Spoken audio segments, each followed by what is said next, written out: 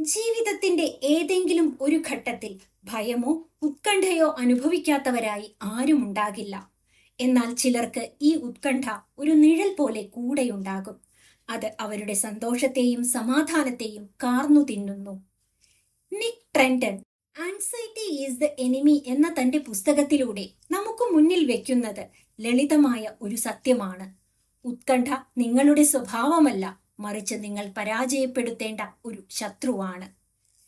എന്താണ് ഈ പുസ്തകം നമുക്ക് നൽകുന്നത്? പലപ്പോഴും ഉത്കണ്ഠ വരുമ്പോൾ നമ്മൾ അതിനോട് പൊരുതാനോ അല്ലെങ്കിൽ അതിൽ നിന്ന് ഓടിയൊളിക്കാനോ ആണ് ശ്രമിക്കാറുള്ളത്. എന്നാൽ ഇത് രണ്ടും ഉത്കണ്ഠയെ വർദ്ധിപ്പിക്കുകയേ ഉള്ളൂ. ശാസ്ത്രീയമായ അറിവുകളെയും പ്രായോഗികമായ വിദ്യകളെയും കോർത്തിണക്കി ഉത്കണ്ഠയെ പടിപടിയായി എങ്ങനെ ഇല്ലാതാക്കാം എന്ന് ഈ പുസ്തകത്തിൽ വിശദീകരിക്കുന്നു. ഈ പുസ്തകം പ്രധാനമായും 3 തലങ്ങളിലാണ് പ്രവർത്തിക്കുന്നത്. തിരിച്ചറിവ്, ഉത്കണ്ഠയുടെ ശാരീരികവും മാനസികവുമായ കാരണങ്ങൾ മനസ്സിലാക്കുക. നിയന്ത്രണം, ചിന്തകളിലെ വൈകല്യങ്ങൾ അഥവാ കോഗ്നിറ്റീവ് ഡിസ്റ്റോർഷൻസ് തിരുത്തുക. പ്രതിരോധം, ശ്വസന വ്യായാമങ്ങൾ, ഗ്രൗണ്ടിംഗ് വിദ്യകൾ, ജീവിതശൈലി മാറ്റങ്ങൾ എന്നിവയിലൂടെ ഉത്കണ്ഠയെ പ്രതിരോധിക്കുക. നമ്മുടെ മനസ്സ് നമ്മെ എപ്പോഴും ഭയപ്പെടുത്തിക്കൊണ്ടിരിക്കും. നാളെ എന്ത് സംഭവിക്കും, മറ്റുള്ളവർ എന്ത് വിചാരിക്കും തുടങ്ങിയ ചോദ്യങ്ങൾ കൊണ്ട് അത് നമ്മെ തളർത്തുന്നു. ഈ ഓഡിയോ വിശദീകരണം കേട്ടു കഴിയുമ്പോൾ നിങ്ങളുടെ മനസ്സിനെ നിയന്ത്രിക്കാനുള്ള താക്കോൽ നിങ്ങളുടെ കയ്യിൽ തന്നെയാണെന്ന് നിങ്ങൾ തിരിച്ചറിയും. ഉത്കണ്ഠയെ ഭയപ്പെടാതെ അതിനെ ധീരമായി നേരിടാനും വർത്തമാനകാലത്തിന്റെ സന്തോഷം ആസ്വദിക്കാനും ഈ പുസ്തകം ഓരോ വായനക്കാരനെയും പ്രാപ്തനാക്കുന്നു. ശത്രുവിനെ തിരിച്ചറിഞ്ഞു കഴിഞ്ഞാൽ പകുതി യുദ്ധം ജയിച്ചു കഴിഞ്ഞു. ബാക്കി പകുതി യുദ്ധം ജയിക്കാനുള്ള ആയുധങ്ങളാണ് ഈ പുസ്തകത്തിലെ ഓരോ അധ്യായവും. ഉത്കണ്ഠ എന്ന ശത്രുവിനെ തിരിച്ചറിയാം. നമ്മുടെ ജീവിതത്തിലെ ഏറ്റവും വലിയ തടസ്സങ്ങളിൽ ഒന്നാണ് ഉത്കണ്ഠ. പലപ്പോഴും ഒരു അദൃശ്യ ശത്രുവിനെ പോലെ അത് നമ്മെ പിന്തുടരുന്നു. നിക് ട്രെന്റൺ തന്റെ പുസ്തകത്തിന്റെ ആദ്യ ഭാഗത്ത് വ്യക്തമാക്കുന്നത് ഉത്കണ്ഠ എന്നത് വെറുമൊരു സ്വഭാവ ദൂഷ്യമല്ല, മറിച്ച് നമ്മുടെ ശരീരവും തലച്ചോറും അതിജീവനത്തിനായി നടത്തുന്ന പോരാട്ടത്തിന്റെ ഭാഗമാണെന്നാണ്.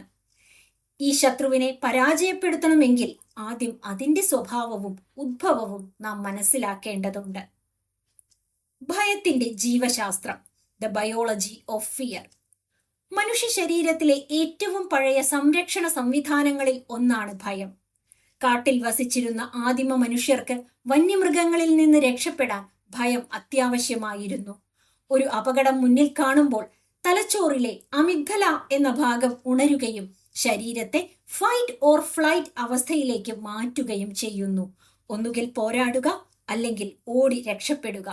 ഈ അവസ്ഥയിൽ ശരീരം അഡ്രിനാലിൻ, കോർട്ടിസോൾ എന്നീ ഹോർമോണുകൾ ഉൽപ്പാദിപ്പിക്കുന്നു. ഹൃദയമിടിപ്പ് വർദ്ധിക്കുന്നു, ശ്വസനം വേഗത്തിലാകുന്നു, പേശികൾ മുറുകുന്നു. അത് അപകടത്തിൽ നിന്ന് ഓടി രക്ഷപ്പെടാനോ അപകടത്തെ നേരിടാനോ നമ്മെ സഹായിക്കുന്നു. എന്നാൽ ആധുനിക ജീവിതത്തിൽ നമുക്ക് വന്യമൃഗങ്ങളെ നേരിടേണ്ടി വരുന്നില്ല.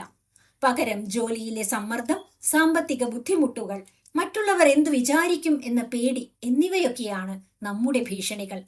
തലച്ചോറിന് യഥാർത്ഥ അപകടവും സാങ്കല്പിക ഭയവും തമ്മിലുള്ള വ്യത്യാസം മനസ്സിലാക്കാൻ സാധിക്കാതെ വരുമ്പോഴാണ് അത് ഉത്കണ്ഠയായി മാറുന്നത്. ഉത്കണ്ഠ എല്ലാവരിലും ഒരുപോലെയല്ല പ്രത്യക്ഷപ്പെടുന്നത്. ഉത്കണ്ഠയ്ക്ക് വിവിധ ഭാവങ്ങളുണ്ട്. അതിനെ പ്രധാനമായും 2 രീതിയിൽ തിരിക്കാം. സാധാരണ ഉത്കണ്ഠ, ജനറലൈസ്ഡ് ആൻസൈറ്റി, പ്രത്യേക കാരണങ്ങളൊന്നുമില്ലാതെ എപ്പോഴും എന്തിനെയെങ്കിലും കുറിച്ചുള്ള ആകുലത, നാളെ എന്ത് സംഭവിക്കും എന്ന പേടി എപ്പോഴും മനസ്സിനെ വേട്ടയാടിക്കൊണ്ടിരിക്കുക. സാമൂഹിക ഉത്കണ്ഠ, സോഷ്യൽ ആൻസൈറ്റി, ആളുകളെ അഭിമുഖീകരിക്കാനോ സദസ്സിൽ സംസാരിക്കാനോ ഉള്ള പേടി, മറ്റുള്ളവർ തന്നെ പരിഹസിക്കുമോ അല്ലെങ്കിൽ താൻ മോശക്കാരനായി ചിത്രീകരിക്കപ്പെടുമോ എന്ന ചിന്തയാണിത്. ഈ അവസ്ഥകളിൽ നമ്മുടെ മനസ്സ് എപ്പോഴും വരാനിരിക്കുന്ന ഏറ്റവും മോശമായ അവസ്ഥയെക്കുറിച്ച് ചിന്തിച്ചുകൊണ്ടിരിക്കും. Worst case scenario. ഇത് ശരീരത്തെ എപ്പോഴും ഒരു ജാഗ്രതാവസ്ഥയിൽ നിർത്തുന്നു. ഇത് ക്രമേണ മാനസികവും ശാരീരികവുമായ തളർച്ചയിലേക്ക് നയിക്കുന്നു. ഉത്കണ്ഠ ഒരു ശത്രുവാകുന്നത് എപ്പോഴാണ്? ഭയം നമ്മെ അപകടങ്ങളിൽ നിന്ന് രക്ഷിക്കാനുള്ളതാണെങ്കിൽ ഉത്കണ്ഠ നമ്മെ ജീവിതം ആസ്വദിക്കുന്നതിൽ നിന്ന് തടയുന്നു. ആവശ്യത്തിലധികം ചിന്തിക്കുന്ന ശീലം ഉത്കണ്ഠയുടെ ഇന്ധനമാണ്. ചെറിയൊരു പ്രശ്നത്തെ പോലും വലുതാക്കി കാണുകയും അതിൽ നിന്ന് പുറത്തു കടക്കാൻ വഴിയില്ലെന്ന് വിശ്വസിക്കുകയും ചെയ്യുമ്പോൾ ഉത്കണ്ഠ നമ്മുടെ ശത്രുവായി മാറുന്നു. ഉത്കണ്ഠ നമ്മൾ സ്വയം നിർമ്മിക്കുന്ന ഒന്നല്ല, മറിച്ച് പരിണാമപരമായി നമ്മുടെ ശരീരത്തിൽ നിലനിൽക്കുന്ന ഒരു സംവിധാനത്തിന്റെ അമിതമായ പ്രതികരണം മാത്രമാണ്. ഇത് മനസ്സിലാക്കുന്നതോടെ ഉത്കണ്ഠയുടെ പേരിൽ സ്വയം കുറ്റപ്പെടുത്തുന്ന ശീലം നമുക്ക് ഒഴിവാക്കാൻ സാധിക്കും. ഉത്കണ്ഠയെ കീഴടക്കാനുള്ള ആദ്യപടി അതിനെ ശാസ്ത്രീയമായി കാണുക എന്നതാണ്. ഒരു പ്രതിസന്ധി മുന്നിൽ വരുമ്പോൾ എന്റെ ഹൃദയം വേഗത്തിൽ മിടിക്കുന്നത് എന്തുകൊണ്ടാണ് ഞാൻ പെട്ടെന്ന് വിയർക്കുന്നത്? ഇതിനെല്ലാം പിന്നിൽ തലച്ചോറിലെ രാസമാറ്റങ്ങളാണെന്ന് തിരിച്ചറിയുമ്പോൾ നമുക്ക് അതിനെ യുക്തിപരമായി നേരിടാൻ സാധിക്കും. ശത്രുവിനെ മനസ്സിലാക്കി കഴിഞ്ഞാൽ മാത്രമേ അടുത്ത ഘട്ടമായ യുദ്ധതന്ത്രങ്ങൾ അഥവാ പ്രതിവിധികളിലേക്ക് നമുക്ക് കടക്കാൻ കഴിയൂ. ചിന്തകളെ കീഴടക്കാം, ഉത്കണ്ഠയെയും. ഉത്കണ്ഠ എന്നത് പുറമേ നിന്നുള്ള ഒരു ശത്രുവല്ല, മറിച്ച് നമ്മുടെ മനസ്സിനുള്ളിൽ തന്നെ രൂപപ്പെടുന്ന ഒന്നാണെന്ന് നിക് ട്രെൻഡൻ സമർത്ഥിക്കുന്നു. ആദ്യ ഭാഗത്തിൽ നാം ഉത്കണ്ഠയുടെ ജീവശാസ്ത്രപരമായ വശങ്ങൾ കണ്ടു. രണ്ടാം ഭാഗം നമ്മെ കൂട്ടിക്കൊണ്ടു പോകുന്നത് നമ്മുടെ ചിന്താലോകത്തേക്കാണ്. നാം ലോകത്തെ കാണുന്ന പെർസ്പെക്റ്റീവിന് മാറ്റം സംഭവിക്കുമ്പോഴാണ് ഉത്കണ്ഠ ജന്മമെടുക്കുന്നത്. ചിന്തകളിലെ വൈകല്യങ്ങൾ, കോഗ്നിറ്റീവ് ഡിസ്റ്റോർഷൻസ്. നമ്മുടെ മനസ്സ് പലപ്പോഴും വസ്തുതകളെ വളച്ചൊടിക്കുകയും നമ്മെ ഭയപ്പെടുത്തുകയും ചെയ്യാറുണ്ട്. ഇതിനെയാണ് കോഗ്നിറ്റീവ് ഡിസ്റ്റോർഷൻസ് എന്ന് വിളിക്കുന്നത്. ഉത്കണ്ഠയുള്ള ഒരാളുടെ മനസ്സിൽ സാധാരണയായി കണ്ടുവരുന്ന ചില ചിന്താ വൈകല്യങ്ങൾ താഴെ പറയുന്നവയാണ്. ഭീകരവൽക്കരണം. ഒരു ചെറിയ പ്രശ്നമുണ്ടായാൽ അതിന്റെ ഏറ്റവും മോശമായ അന്ത്യത്തെക്കുറിച്ച് മാത്രം ചിന്തിക്കുക. ഓഫീസിൽ ഒരു ചെറിയ തെറ്റ് സംഭവിച്ചാൽ എന്റെ ജോലി പോകും, ഞാൻ പട്ടിണിയാകും എന്ന് വിശ്വസിക്കുന്നത് ഇതിനൊരു ഉദാഹരണമാണ്. കറുപ്പ് അല്ലെങ്കിൽ വെളുപ്പ്. കാര്യങ്ങളെ രണ്ടായി മാത്രം കാണുക. ഒന്നുകിൽ ഞാൻ പൂർണ്ണ വിജയിയാണ്, അല്ലെങ്കിൽ ഞാൻ ഒരു തികഞ്ഞ പരാജയമാണ്. ഇതിനിടയിലുള്ള സാധ്യതകളെ കാണാൻ മനസ്സ് വിസമ്മതിക്കുന്നു. ആൾ ഓർ നത്തിങ് തിങ്കിങ്. മനസ്സ് വായിക്കൽ അഥവാ മൈൻഡ് റീഡിംഗ്. മറ്റുള്ളവർ നമ്മളെക്കുറിച്ച് മോശമായി ചിന്തിക്കുന്നു എന്ന് യാതൊരു തെളിവുമില്ലാതെ ഉറപ്പിക്കുക. അവർ എന്നെ നോക്കി കളിയാക്കി ചിരിച്ചു, അതിനാൽ അവർക്ക് എന്നെ ഇഷ്ടമല്ല. ഇങ്ങനെ സ്വയം വിശ്വസിക്കുന്നത് ഇതിൽ പെടുന്നു. ഉത്കണ്ഠയെ നേരിടാൻ നമ്മുടെ ഓരോ ചിന്തയെയും വിചാരണ ചെയ്യണമെന്ന് നിക് ട്രെൻഡൻ നിർദ്ദേശിക്കുന്നു. ഒരു ഭയം മനസ്സിലേക്ക് വരുമ്പോൾ താഴെ പറയുന്ന ചോദ്യങ്ങൾ സ്വയം ചോദിക്കുക. ഈ ചിന്തയ്ക്ക് എന്തെങ്കിലും ശാസ്ത്രീയമായ തെളിവുണ്ടോ? ഞാൻ ഭയപ്പെടുന്നത് പോലെ തന്നെ സംഭവിക്കാൻ എത്ര ശതമാനം സാധ്യതയുണ്ട്? ഇതേ സാഹചര്യം എന്റെ സുഹൃത്തിനാണ് ഉണ്ടായതെങ്കിൽ ഞാൻ അവർക്ക് എന്ത് ഉപദേശം നൽകും? ഇത്തരത്തിൽ ചിന്തകളെ വസ്തുനിഷ്ഠമായി വിശകലനം ചെയ്യുമ്പോൾ ഭയത്തിന്റെ തീവ്രത കുറയുന്നതായി കാണാം. ചിന്തകൾ വെറും ചിന്തകൾ മാത്രമാണെന്നും അവ സത്യങ്ങളല്ലെന്നും തിരിച്ചറിയുന്നതാണ് ഉത്കണ്ഠയെ പരാജയപ്പെടുത്താനുള്ള ആദ്യത്തെ മാനസിക നീക്കം. അംഗീകാരത്തിന്റെ കരുത്ത്. The power of acceptance. പലപ്പോഴും ഉത്കണ്ഠ വർദ്ധിക്കുന്നത് അതിനെ എതിർക്കാൻ ശ്രമിക്കുമ്പോഴാണ്. എനിക്ക് ഉത്കണ്ഠ തോന്നാൻ പാടില്ല എന്ന് നാം ശാഠ്യം പിടിക്കുമ്പോൾ മനസ്സ് കൂടുതൽ സമ്മർദ്ദത്തിലാകുന്നു. ഇതിനു പകരമായി ആക്സെപ്റ്റൻസ് എന്ന തന്ത്രം പരീക്ഷിക്കാവുന്നതാണ്. ഇപ്പോൾ എനിക്ക് ഉത്കണ്ഠ തോന്നുന്നുണ്ട്, അത് കുഴപ്പമില്ല, അതൊരു താൽക്കാലികമായ ശാരീരിക പ്രതികരണം മാത്രമാണ് എന്ന് സ്വയം സമ്മതിക്കുന്നത് മനസ്സിനെ ശാന്തമാക്കാൻ സഹായിക്കും.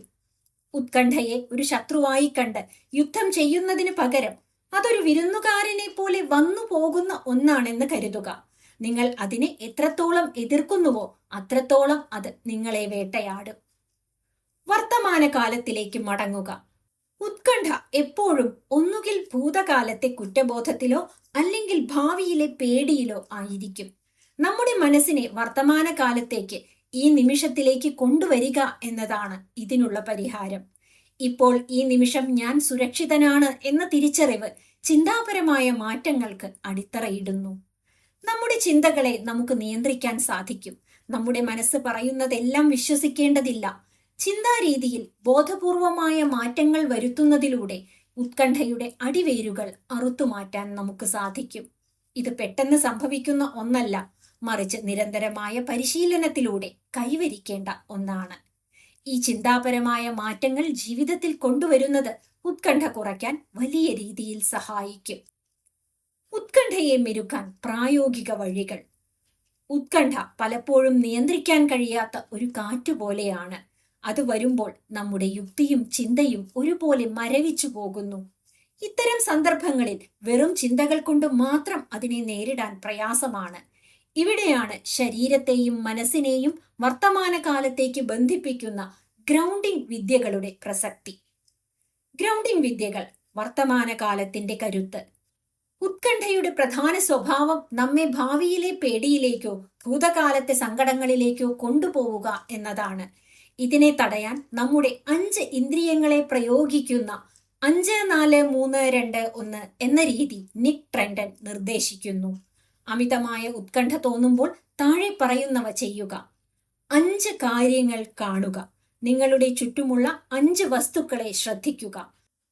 ഉദാഹരണത്തിന്, ഒരു മരം, ഒരു കസേര, ഒരു മേശ, ആകാശം, ഒരു വണ്ടി എന്നിങ്ങനെ 5 കാര്യങ്ങൾ കാണുക.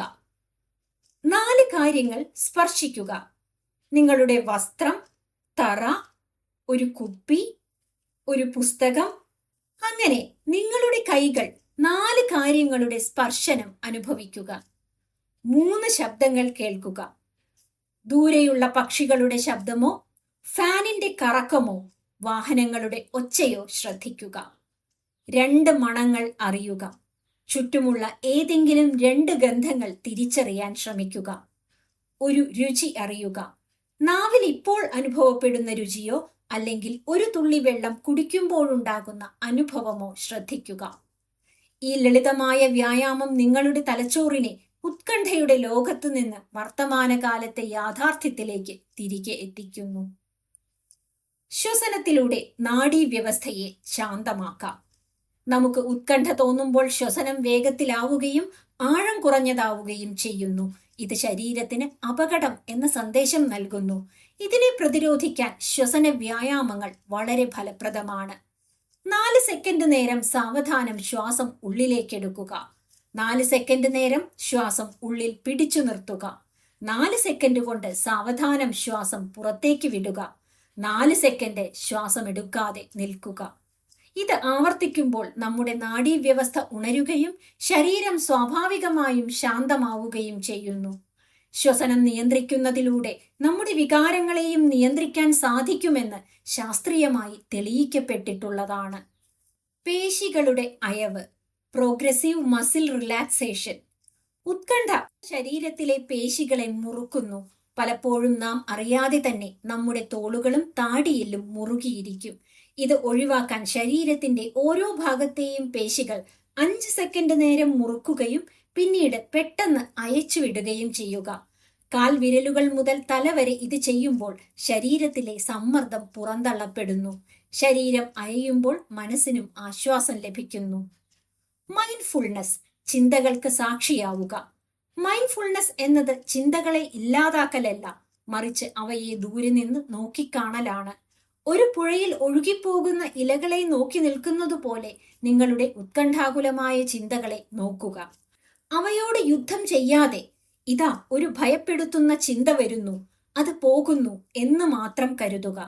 നിങ്ങൾ ചിന്തകളുടെ ഉടമയല്ല, മറിച്ച് അവയുടെ സാക്ഷിയാണെന്ന് തിരിച്ചറിയുന്നത് വലിയൊരു മാനസിക സ്വാതന്ത്ര്യമാണ്. വിഷ്വലൈസേഷൻ, സമാധാനത്തിന്റെ ഇടം. നിങ്ങൾക്ക് ഏറ്റവും സുരക്ഷിതമെന്ന് തോന്നുന്ന ഒരു സ്ഥലം മനസ്സിനുള്ളിൽ സങ്കല്പിക്കുക. അത് ഒരു കടൽത്തീരമോ കാടോ അല്ലെങ്കിൽ നിങ്ങളുടെ മുറിയോ ആകാം. ഉത്കണ്ഠ തോന്നുമ്പോൾ കണ്ണടച്ച് ആ സ്ഥലത്തെ ദൃശ്യങ്ങളും ശബ്ദങ്ങളും മണങ്ങളും മനസ്സിൽ അനുഭവിക്കുക. നമ്മുടെ തലച്ചോറിന് യഥാർത്ഥ അനുഭവവും സങ്കല്പവും തമ്മിലുള്ള വ്യത്യാസം പെട്ടെന്ന് തിരിച്ചറിയാൻ കഴിയില്ല. അതുകൊണ്ട് തന്നെ ഈ സങ്കല്പം ശരീരത്തെ ശാന്തമാക്കാൻ സഹായിക്കും. ഇതൊരു ഫസ്റ്റ് എയ്ഡ് കിറ്റാണ്. ഉത്കണ്ഠ വരുമ്പോൾ പകച്ചു നിൽക്കാതെ ഈ വിദ്യകൾ പ്രയോഗിക്കുക. ഇവ മാന്ത്രിക വിദ്യകളല്ല, മറിച്ച് നിരന്തരമായ പരിശീലനങ്ങളിലൂടെ നമ്മുടെ തലച്ചോറിനെ ശാന്തമാക്കാൻ പഠിപ്പിക്കുന്ന രീതികളാണ്. ശരീരം ശാന്തമായാൽ മനസ്സ് താനേ ശാന്തമാകും. ഈ പ്രായോഗിക വിദ്യകൾ ജീവിതത്തിൽ പരീക്ഷിക്കുന്നത് ഉത്കണ്ഠയെ പടിപടിയായി കുറയ്ക്കാൻ സഹായിക്കും. ഉത്കണ്ഠ കുറയ്ക്കാൻ ഒരു പുതിയ ജീവിത ശൈലി. നമ്മുടെ മനസ്സ് ശരീരത്തിന്റെ ഭാഗമാണ്. ശരീരം ആരോഗ്യകരമല്ലെങ്കിൽ മനസ്സിന് ശാന്തമായിരിക്കാൻ കഴിയില്ല. പലപ്പോഴും നമ്മുടെ ഉത്കണ്ഠയുടെ കാരണം പുറമേയുള്ള പ്രശ്നങ്ങളല്ല, മറിച്ച് നമ്മുടെ മോശമായ ജീവിത ശൈലിയാണ്. ഉത്കണ്ഠയെ പ്രതിരോധിക്കുന്ന ഒരു കവചം പോലെ നമ്മുടെ ജീവിതത്തെ മാറ്റിയെടുക്കാൻ സഹായിക്കുന്ന പ്രധാന ഘടകങ്ങൾ താഴെ പറയുന്നവയാണ്. ദിനചര്യയുടെ പ്രസക്തി, ദ പവർ ഓഫ് റുട്ടീൻ. ഉത്കണ്ഠയുള്ള ഒരാളുടെ മനസ്സ് എപ്പോഴും അനിശ്ചിതത്വത്തെ ഭയപ്പെടുന്നു. അടുത്തത് എന്ത് സംഭവിക്കും എന്ന ചോദ്യമാണ് ഭയത്തിന് കാരണം. ഇതിനുള്ള പരിഹാരം കൃത്യമായ ഒരു ദിനചര്യ ഉണ്ടാക്കുക എന്നതാണ്. ഒരേ സമയത്ത് ഉണരുക, ഭക്ഷണം കഴിക്കുക, ജോലി ചെയ്യുക, ഉറങ്ങുക എന്നിവ നമ്മുടെ തലച്ചോറിന് ഒരു സുരക്ഷിതത്വ ബോധം നൽകുന്നു. എല്ലാം നിയന്ത്രണത്തിലാണെന്ന ഈ തോന്നൽ അനാവശ്യമായ പരിഭ്രാന്തി ഒഴിവാക്കാൻ സഹായിക്കും. ഉറക്കം, ശരീരത്തിനും മനസ്സിനുമുള്ള വിശ്രമം. ഉറക്കമില്ലായ്മയും ഉത്കണ്ഠയും തമ്മിൽ വലിയ ബന്ധമുണ്ട്. ശരിയായ ഉറക്കം ലഭിക്കാത്തപ്പോൾ നമ്മുടെ തലച്ചോറിലെ വൈകാരിക കേന്ദ്രമായ അമിഗ്ദല കൂടുതൽ സജീവമാകുന്നു. ഇത് ചെറിയ കാര്യങ്ങളിൽ പോലും വലിയ പേടിയുണ്ടാക്കാൻ കാരണമാകും. രാത്രിയിൽ കുറഞ്ഞത് 7-8 മണിക്കൂർ ഉറക്കം ഉറപ്പാക്കുക. ഉറങ്ങുന്നതിന് 1 മണിക്കൂർ മുമ്പ് മൊബൈൽ, ലാപ്ടോപ്പ് എന്നിവ ഒഴിവാക്കുക. ഡിജിറ്റൽ ഡിറ്റോക്സ് ശീലമാക്കുക. ഡിജിറ്റൽ ഡിറ്റോക്സ് എങ്ങനെ ഫലപ്രദമായി നടപ്പിലാക്കാമെന്ന ഓഡിയോ വിശദീകരണങ്ങൾ നമ്മൾ ഈ ചാനലിൽ നേരത്തെ ചർച്ച ചെയ്തതാണ്. മുറിയിലെ വെളിച്ചം കുറയ്ക്കുക. ഇത് മെലറ്റോണിൻ ഹോർമോൺ ഉൽപ്പാദിപ്പിക്കാനും ഗാഠനിദ്ര ലഭിക്കാനും സഹായിക്കും. ഭക്ഷണവും ഉത്കണ്ഠയും, ഡയറ്ററി ഇമ്പാക്റ്റ്. നാം കഴിക്കുന്ന ആഹാരം നമ്മുടെ മാനസികാവസ്ഥയെ നേരിട്ട് ബാധിക്കുന്നു. കഫീൻ നിയന്ത്രണം. അമിതമായ കാപ്പി, ചായ എന്നിവ ഹൃദയമിടിപ്പ് വർദ്ധിപ്പിക്കുന്നു. ഉത്കണ്ഠയുള്ള ഒരാൾക്ക് ഇത് പാനിക് അറ്റാക്കിന് സമാനമായ അനുഭവം നൽകും. പഞ്ചസാര. രക്തത്തിലെ പഞ്ചസാരയുടെ അളവ് പെട്ടെന്ന് കൂടുന്നതും കുറയുന്നതും ദേഷ്യത്തിനും ഉത്കണ്ഠയ്ക്കും കാരണമാകും. മഗ്നീഷ്യം, ഒമേഗ 3 എന്നിവ അടങ്ങിയ ഭക്ഷണങ്ങൾ കഴിക്കുക. അണ്ടിപ്പരിപ്പുകൾ, ചീര തുടങ്ങിയവ. നാഡീവ്യവസ്ഥയെ ശാന്തമാക്കാൻ ഇത് സഹായിക്കുന്നു. വ്യായാമം, പ്രകൃതിദത്ത മരുന്ന്. വ്യായാമം എന്നത് വെറുതെ വണ്ണം കുറയ്ക്കാൻ മാത്രമുള്ളതല്ല. നാം വ്യായാമം ചെയ്യുമ്പോൾ ശരീരം എൻഡോർഫിൻ എന്ന സന്തോഷ ഹോർമോണുകൾ ഉൽപ്പാദിപ്പിക്കുന്നു. ഇത് സ്വാഭാവികമായ രീതിയിൽ ഉത്കണ്ഠ കുറയ്ക്കുന്നു. കഠിനമായ വ്യായാമം വേണമെന്നില്ല. ദിവസവും 20 മിനിറ്റ് വേഗത്തിലുള്ള നടത്തം പോലും മനസ്സിനെ ശാന്തമാക്കാൻ സഹായിക്കും. വ്യായാമം ചെയ്യുമ്പോൾ ശ്രദ്ധ പൂർണ്ണമായും ശരീരചലനങ്ങളിലായിരിക്കണം. അതിരുകൾ നിശ്ചയിക്കൽ, സെറ്റിംഗ് ബൗണ്ടറീസ്. പലപ്പോഴും ഉത്കണ്ഠയുണ്ടാക്കുന്നത് മറ്റുള്ളവരുടെ ആവശ്യങ്ങൾ നിറവേറ്റാൻ ശ്രമിക്കുമ്പോഴാണ്. എല്ലാവരെയും സന്തോഷിപ്പിക്കാൻ കഴിയില്ല എന്ന് തിരിച്ചറിയുക. നോ പറയാൻ പഠിക്കുക. നിങ്ങളുടെ മാനസിക സമാധാനത്തിന് തടസ്സമാകുന്ന കാര്യങ്ങളോട് വിസമ്മതം പ്രകടിപ്പിക്കുന്നത് ഒരു തെറ്റല്ല. വാർത്തകളും സോഷ്യൽ മീഡിയയും. ലോകത്തെ എല്ലാ മോശം വാർത്തകളും എപ്പോഴും അറിഞ്ഞുകൊണ്ടിരിക്കുന്നത് ഉത്കണ്ഠ വർദ്ധിപ്പിക്കും. സോഷ്യൽ മീഡിയ ഉപയോഗിക്കുന്ന സമയം പരിമിതപ്പെടുത്തുക. പ്രകൃതിയുമായുള്ള ബന്ധം. പ്രകൃതിയുമായി ഇടപഴകുന്നത് ഉത്കണ്ഠ കുറയ്ക്കുന്നതിൽ അത്ഭുതകരമായ ഫലം നൽകും. മരങ്ങൾക്കിടയിലൂടെ നടക്കുകയോ മണ്ണിൽ തൊടുകയോ ചെയ്യുന്നത് നമ്മുടെ ശരീരത്തിലെ കോർട്ടിസോൾ എന്ന സമ്മർദ്ദ ഹോർമോണിന്റെ അളവ് കുറയ്ക്കുന്നു. ഇതിനെ ഗ്രൗണ്ടിംഗ് എന്ന് വിളിക്കുന്നു.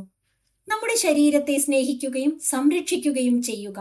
അപ്പോൾ നിങ്ങളുടെ മനസ്സ് നിങ്ങളെ സ്നേഹിക്കാൻ തുടങ്ങും. ജീവിതശൈലിയിലെ ഈ മാറ്റങ്ങൾ ഒറ്റയടിക്ക് കൊണ്ടുവരാൻ പ്രയാസമായിരിക്കും. എന്നാൽ ഓരോന്നായി ശീലമാക്കുന്നത് ഉത്കണ്ഠയില്ലാത്ത ഒരു ജീവിതത്തിലേക്കുള്ള വലിയ ചുവടുവെപ്പായിരിക്കും. ഉത്കണ്ഠയില്ലാത്ത ഭാവിക്കായി ഒരു സ്ഥിരമായ പാത.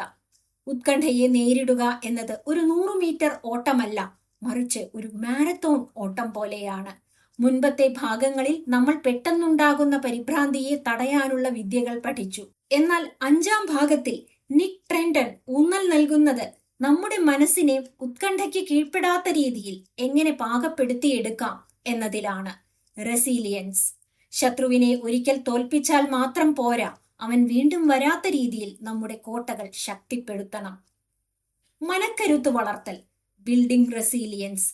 ഉത്കണ്ഠ പൂർണ്ണമായും ഇല്ലാത്ത ഒരു ലോകം സാധ്യമല്ല. ജീവിതത്തിൽ പ്രതിസന്ധികൾ വരും. അപ്പോൾ സ്വാഭാവികമായും ഭയം തോന്നും.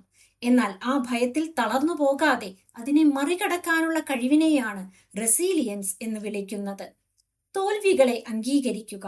എല്ലാ കാര്യങ്ങളും നമ്മുടെ നിയന്ത്രണത്തിലല്ല എന്ന് മനസ്സിലാക്കുക. മാറ്റങ്ങളെ സ്വാഗതം ചെയ്യുക. ജീവിതം മാറിക്കൊണ്ടിരിക്കും. ആ മാറ്റങ്ങളോട് പൊരുത്തപ്പെടാൻ ശീലിക്കുന്നത് ഉത്കണ്ഠ കുറയ്ക്കും. പ്രത്യാശ കൈവിടരുത്. എത്ര വലിയ പ്രശ്നമുണ്ടായാലും അതിൽ നിന്ന് ഒരു വഴി കണ്ടെത്താൻ എനിക്ക് സാധിക്കുമെന്ന് സ്വയം വിശ്വസിക്കുക.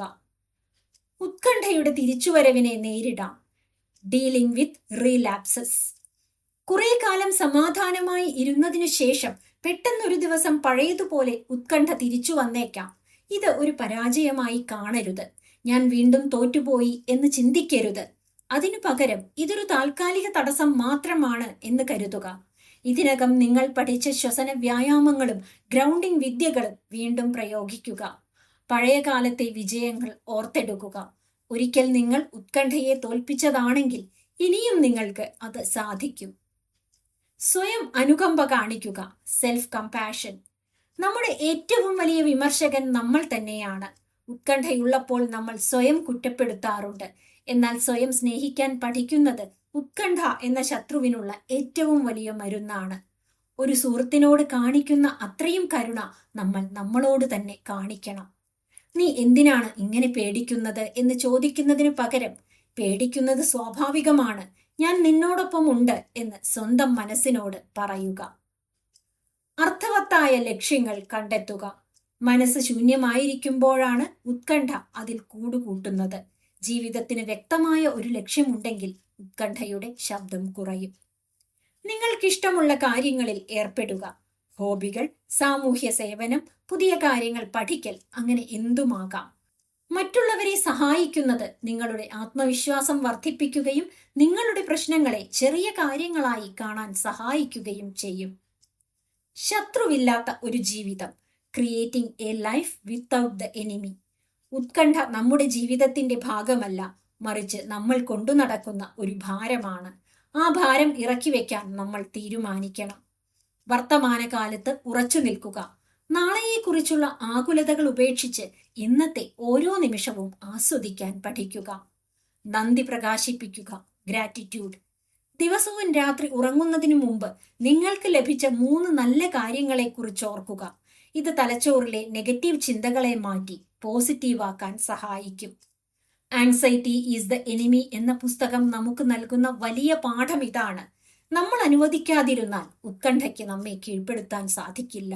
ശരിയായ അറിവ്, നിരന്തരമായ പരിശീലനം, നമ്മളോട് തന്നെയുള്ള സ്നേഹം എന്നിവയിലൂടെ ഉത്കണ്ഠയെ എന്നേക്കുമായി കീഴടക്കി സമാധാനപരമായ ഒരു ജീവിതം നയിക്കാൻ ഏതൊരാൾക്കും സാധിക്കും. ഇതുപോലുള്ള വീഡിയോകൾക്കായി ഈ ചാനൽ സബ്സ്ക്രൈബ് ചെയ്യുമല്ലോ. നന്ദി.